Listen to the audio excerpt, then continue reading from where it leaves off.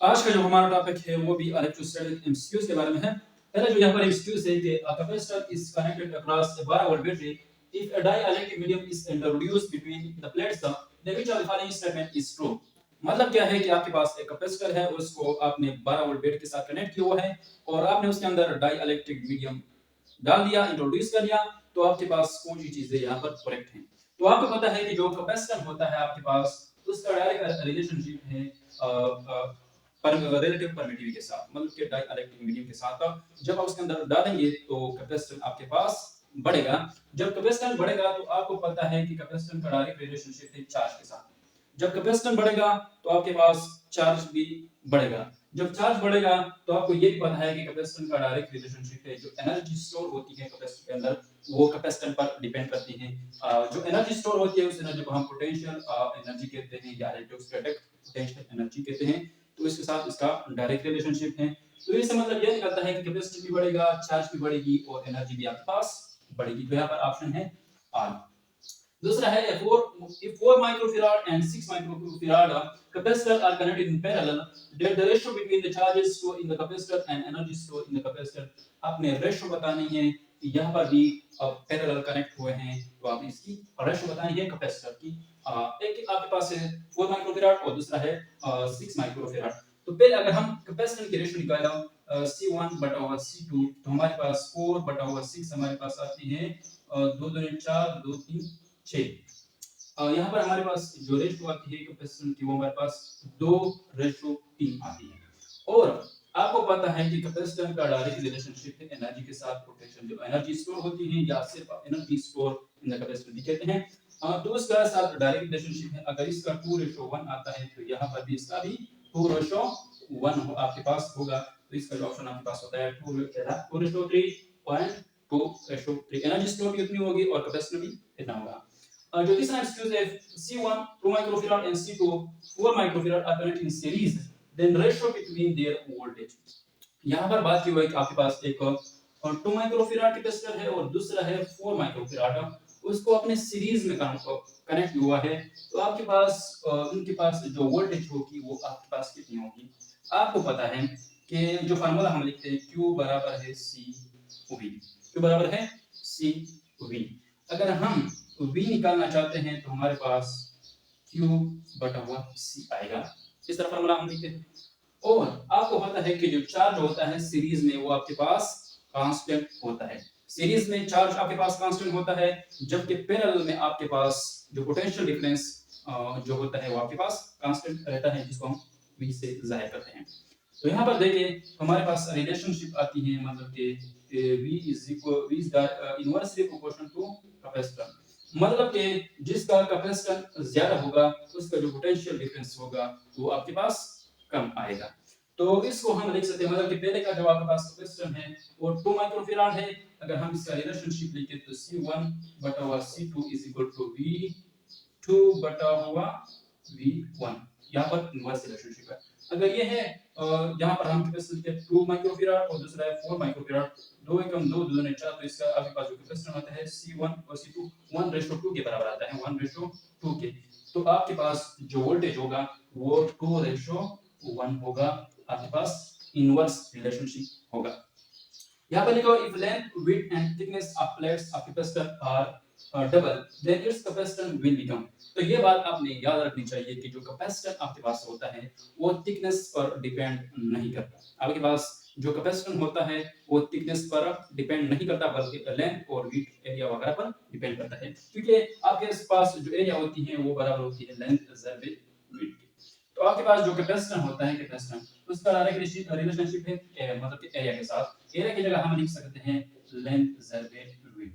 अगर हम लेंथ को डबल करें, if length and width and thickness of the plates are double, अगर हम इसको डबल करते हैं और इसको डबल करते हैं तो हमारे पास आता है कैपेसिटर 4 फैराड। मतलब कि 4 फैराड आपके पास कैपेसिटर बढ़ेगा, मतलब कि 4 टाइम्स वो आपके पास हो जाएगा। थिकनेस पर यहाँ डिपेंड नहीं करता। कुछ बातें यहाँ पर आपने याद रखनी चाहिए।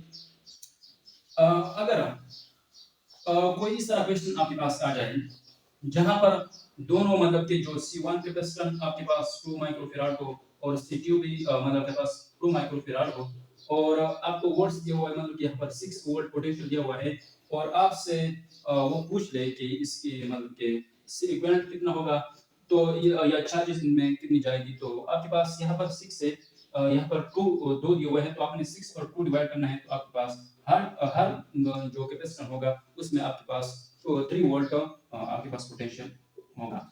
अगर सीरीज की बात करें तो सीरीज में हम हमारे पास जो चार्ज होती है वो कांस्टेंट होती है, और पैरेलल में आपके पास जो पोटेंशियल डिफरेंस भी आपके पास कांस्टेंट रहता है। अगर सी इक्विवेलेंट आपने कभी निकालना हो, सी इक्विवेलेंट अगर दोनों सेम है, तो सी इक्विवेलेंट आपके पास मतलब कि दोनों कैपेसिटर आपके पास सेम है, C1 भी 2 माइक्रोफैराड है और C2 भी 2 माइक्रोफैराड है, तो आपके पास जो सी इक्विवेलेंट होगा वो किस तरह होगा, मतलब कि C equivalent is equal to यहाँ पर 2, यहाँ पर कितने हैं आपके पास 2 माइक्रोफैराड है, तो इससे इक्विवेलेंट मतलब कि जितने आपके पास माइक्रोफैराड है n पर डिवाइड करना है, तो आप आसानी के साथ ये निकाल सकते हो। लेकिन अगर कैपेसिटर की जो वैल्यू है आपके पास मुख्तलिफ है, मतलब कि आपके पास कैपेसिटर एक 2 माइक्रोफैराड है और दूसरा है 4 माइक्रोफैराड, तो आपने किस तरह निकालनी है सी इक्विवेलेंट, तो आपने क्या करना है C1 ज़रिए C2 और C1 प्लस C2 के जरिए से आपने सी इक्विवेलेंट निकालना है। लेकिन अगर आपके पास बहुत ज्यादा मुख्तलिफ है, मतलब कि ये वहां पर है 8 और यहाँ पर है 7 या 3 या इस तरह हो, जहां पर मुख्तलिफ बहुत ज्यादा इख्तलाफ हो, मुख्तलिफ हो, तो आपने जो सी इक्विवेलेंट आपने किस तरह निकालनी है, सी इक्विवेलेंट आपने निकालनी है उस फार्मूले से जो किताब वगैरह में दिया मतलब C1 प्लस C2 और यहाँ तक यहाँ पर Cn, इस फार्मूले से आपने सी इक्विवेलेंट निकालनी है, ये बात आपने याद रखनी चाहिए। अगर हम यहाँ पर इस एमसीक्यूज की बात करें, when a capacitor are connected in parallel the net capacitance, आपको पता है जब आप कैपेसिटेंस को बढ़ाना चाहते हो तो उसको सीरीज में लगाओ, अगर आप कैपेसिटेंस बढ़ाना चाहते हो तो उसको सीरीज में, कैपेसिटर को सीरीज में लगाओ, अगर आप ना ना पैरेलल में लगाओ, अगर आप कैपेसिटेंस बढ़ाना चाहते हो तो कैपेसिटर को आप पैरेलल में लगाओ, अगर आप कैपेसिटेंस को कम करना चाहते हो तो कैपेसिटर को सीरीज में लगाओ। यहाँ पर बात करें, अगर हम सी इक्विवेलेंट की बात करें, हमारे पास जो सी इक्विवेलेंट होता है पैरेलल में, तो वो C1 प्लस C2 है, होता है C1 प्लस C2। अगर हम कैपेसिटर को पैरेलल में कनेक्ट करते हैं तो नेट कैपेसिटेंस आपके पास बढ़ता है, मतलब कि इंक्रीज होता है। अगर हम इसको सीरीज में कनेक्ट करें तो हमारे पास जो नेट कैपेसिटेंस होता है वो डिक्रीज होता है।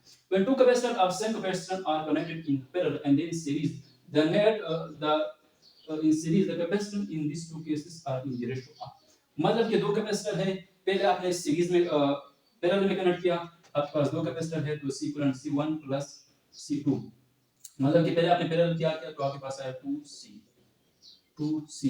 आपके पास सी इक्विवेलेंट आ गया। अब उसने फिर आपने क्या किया, उसको सीरीज में कनेक्ट किया, तो सीरीज में हमारे पास जो फार्मूला आता है सी इक्विवेलेंट का C1 ज़रिए C2 बटा हुआ C1 प्लस C2। तो यहाँ पर देखिए, तो यहाँ पर हमारे पास आता है C1 C2, यहाँ पर 2C।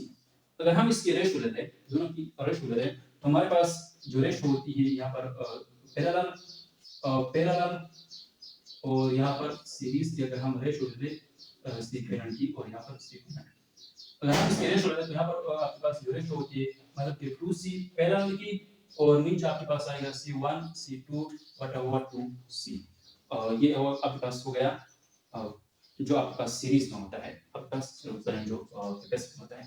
अगर हम इसको यहाँ पर ये जो है एक दूसरे के साथ अगर हम इसको ऊपर ले जाएं तो हमारे पास आता है 4C, हमारे पास कितना आता है या ये C एक दूसरे के साथ कट जाएंगे, ये C से AC दूसरे के साथ कट जाएंगे, आपके पास जो कैपेसिटर आपके पास आता है वो कितना है 4 फैराड आपके पास आता है।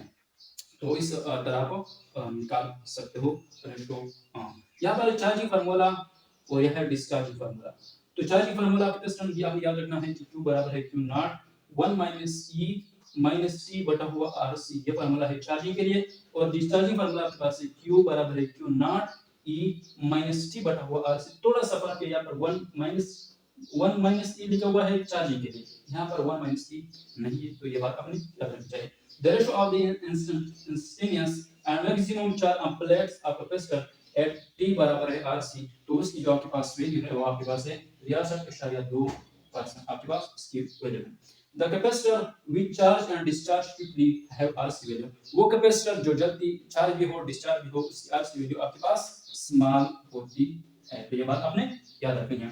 The potential of the two plates of capacitor are 10 volt and minus 10 volt. The charge on one plate is 40 coulomb. The capacitance of the capacitor is. यहाँ पर आपने पहले नेट वोल्ट आपने निकालनी है, यहाँ पर 10 है, माइनस लगाना है अपने आपने, यहाँ पर 20 के साथ माइनस 10 है तो आपके पास हो जाएगा 20 वोल्ट। और आपके पास जो कैपेसिटर दिया हुआ है वो दिया हुआ है 40 वोल्ट, चार्ज दिया हुआ है 40 कूलम, और आपने कैपेसिटर निकालना है तो 20, और यहाँ पर आपने चार्ज बटा हुआ यहाँ पर वोल्ट लगाना है, तो यहाँ पर आपके पास चार्ज है 40 और यहाँ पर आपके पास वोल्ट है 20, ये आपके पास हो जाएगा 20 दुने 40।